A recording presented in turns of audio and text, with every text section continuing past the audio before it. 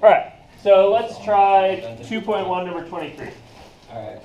Which says f of x is x over x minus 1. So true. And I'm supposed to find in A part 1 f of 1 over t. Okay, so how do I do that? You plug in 1 over t for x. Okay, so you need to plug in 1 over t for x, right? Which I would advise that you do by kind of following a pattern. These are where there's an x in the formula, right? So true. And then what else is there? There's a -1. A minus 1 on the bottom, right? Yes. And then what was x supposed to be? 1 over t. Yeah, the input that you're doing here is supposed to be 1 over t. So you put a 1 over t in for each of those. Uh-huh. And then my guess is that there was trouble simplifying. Is that accurate? Yeah. I feel like I cheated. Feel like you cheated? How did you feel like you cheated? Because I had a hard time getting them all to just be on one line without like a fraction, getting the t's to coexist.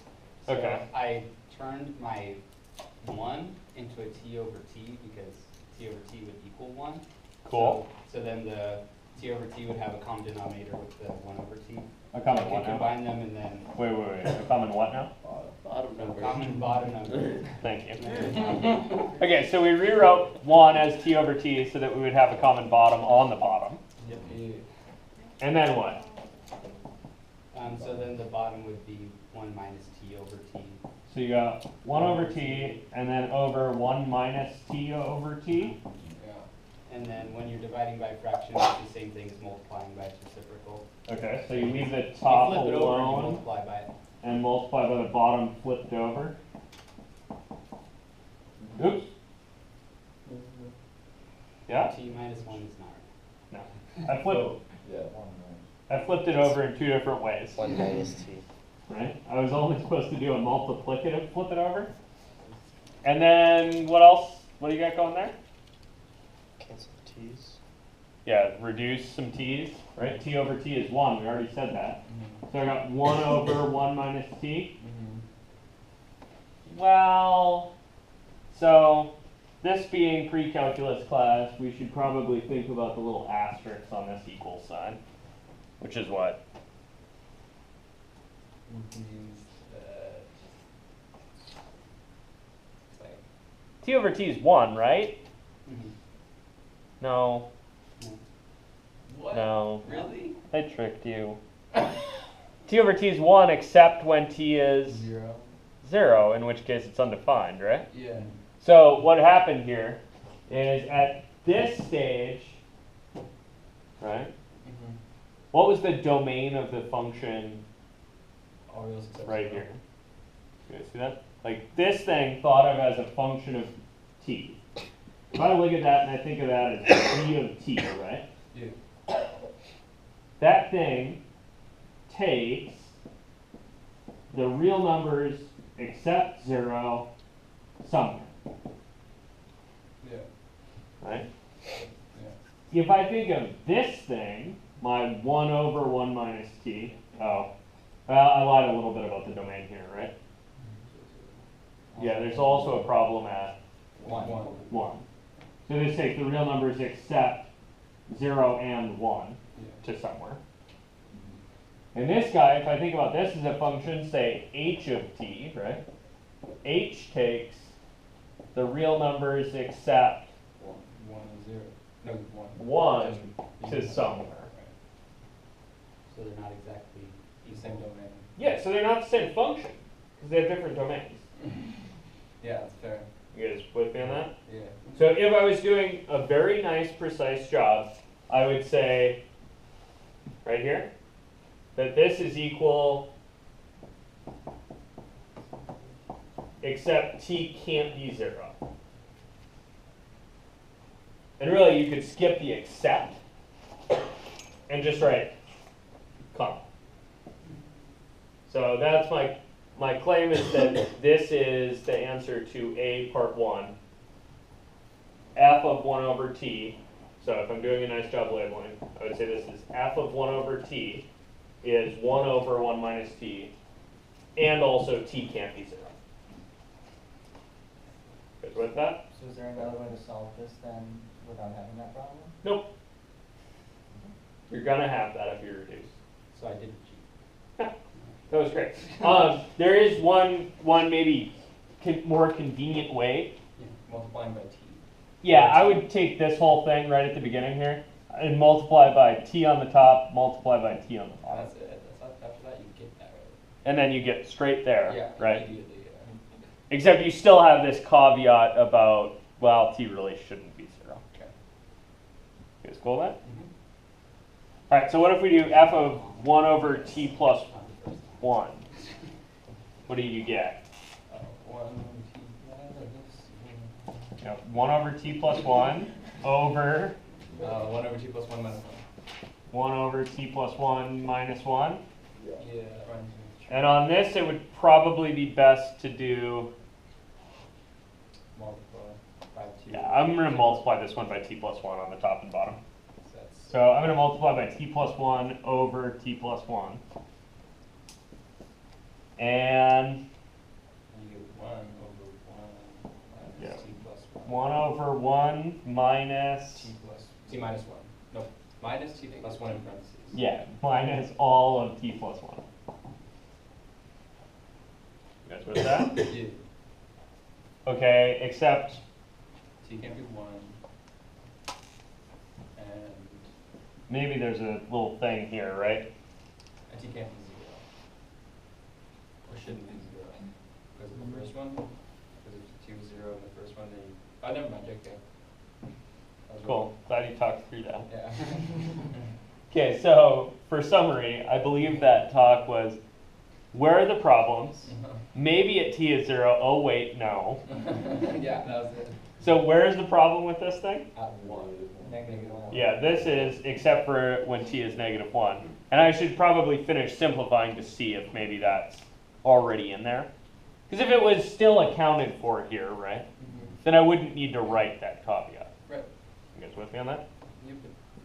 Okay, so I think I got 1 over 1 minus t minus 1. So just minus t. I think that's just minus t. Cool. So yeah. Yeah, so it's not accounted for, so I probably should say, and t can't be negative 1. So if at any point in simplifying a function, there's a denominator, or there's a variable in the denominator, in the bottom, then you have to add that at the end, it doesn't show up at the end? It's more like if you reduce something to 1, right, you should worry that maybe that's not actually always 1. Does that make sense? Like if you take some component of a rational function and say, I'm canceling this stuff, right? You should be concerned, well, maybe that stuff's not actually 1 all the time because it could be 0 over 0. And then you should mark out those points. A time when you wouldn't have to do that is something like if you had, say, t over t squared. You guys with me on this? Like you'd cancel at t over t, right? You'd say, okay, t over t is 1, so this is 1 over t. Well, right, except for when t is 0. But t's not allowed to be 0 anyway. Right. Right, so you don't even need this asterisk on that one. Okay. You guys see that? It's a slightly subtle, well, it's an extremely subtle distinction. Right, because a function is not just a formula, it's also a kind of a domain and a range, right? A function's the idea of a map. Yeah. And so this function, 1 over 1 minus t, is a slightly improved map than the thing you were simplifying, right? You got one more point that it knows what to do with. So they're not quite the same. Cool with that? Yep. Okay. All right, what was part B here? Oh, solve f of x equals 3.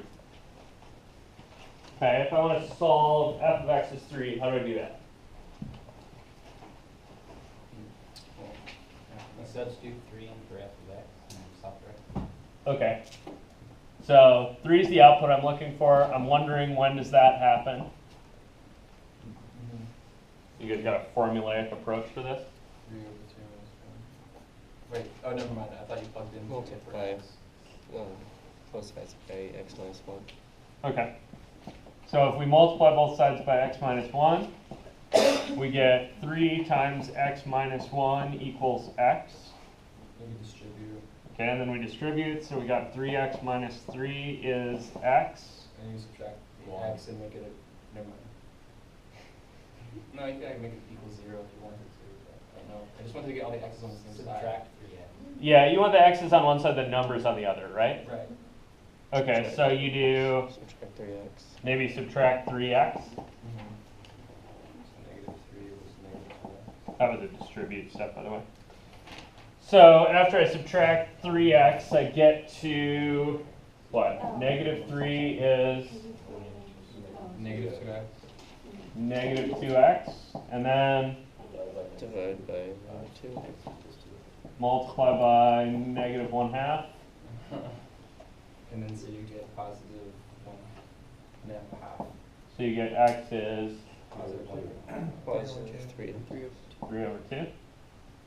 Cool. Yeah. Okay, what should you be worried about?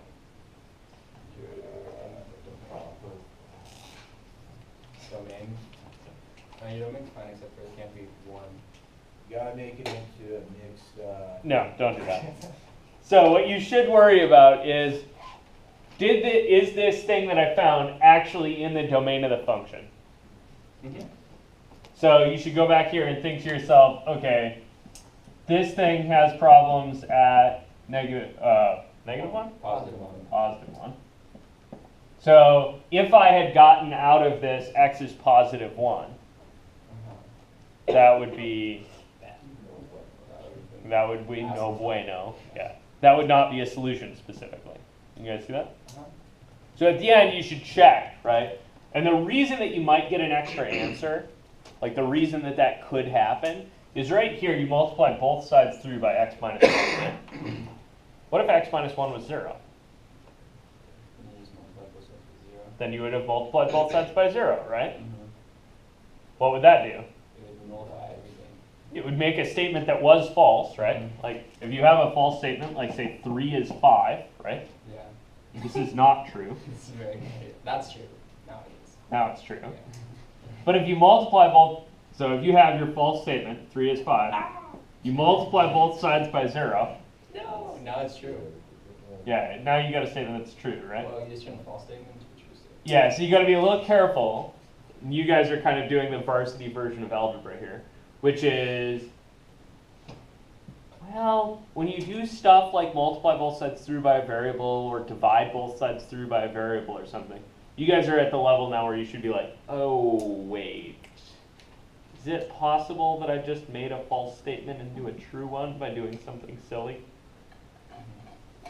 Cool. So you check yourself for making sure that your result doesn't equal the thing that you can't put in. Yeah. Yeah. And so one way that you could do that all the time, right, is when you get an answer, you could take it and plug it in, Nice. right? Like, that would work. Mm-hmm. That would be a good approach. Smart. Cool? Questions, Steve? Okay.